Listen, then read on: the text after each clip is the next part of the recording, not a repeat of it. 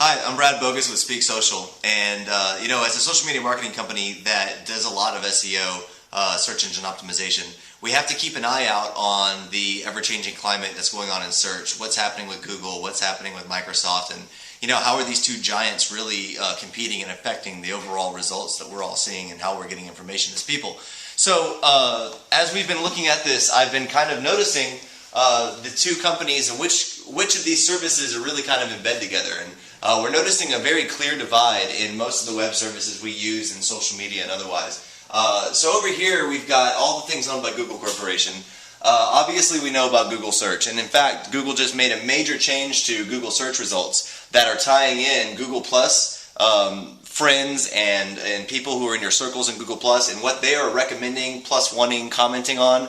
Those are starting to become a major part of Google Search. It's becoming very social. But what's interesting to note is that you're not seeing as much on Twitter or Facebook showing up in Google Search results, and I'll get a little bit more of that later. Google's also got Gmail, which we're all very familiar with. Picasa, this is a photo sharing service that Google's created to kind of combat Flickr and other services like that. You've got YouTube, which we're all very familiar with. That's Google's video sharing site, #2 search site in all of the entire world. And then Google Reader, which just recently Google will not allow you to share onto Facebook and Twitter any longer, just onto Google+. So that's what Google's got going on. If you look over here on Microsoft's side, Microsoft has Bing Search, and for a long time Bing has been more of a joke in search because Google was this prevailing giant, but slowly and surely Bing started to surface its way through by making some really great acquisitions by partnering with other companies. So Microsoft has stake in Facebook. When they created Bing, now you're starting to see Facebook and Bing are absolutely intertwined. And in fact, when you go on to Bing Search, if you're logged into Facebook, you will start to see Facebook and Bing working very much like Google Plus and Google Search are working.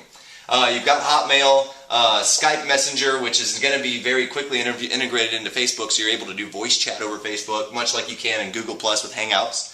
WebMD, which is a big kind of surprise, but that's a medical information site that a lot of people use. And then Xbox Live, which is becoming more and more a major active gaming community through social media. One of the interesting things to note is Twitter, hanging out here in the middle.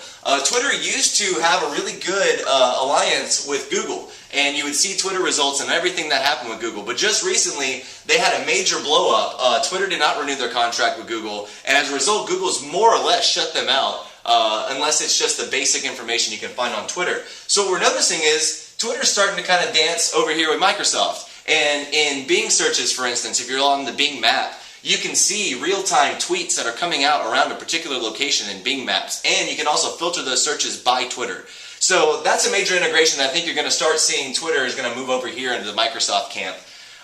What this does leave on the table that's not really being claimed yet is Quora and LinkedIn. So if you do a Google search or a Bing search, you're going to get Quora and LinkedIn results. In fact, I think LinkedIn shows up more than Quora on both searches equally, which means it's pretty much unclaimed territory. In fact, I'd probably put some chips on LinkedIn in the future as to where they're going to lie. They might be what gels us all together. I don't see them making an alliance on either side here.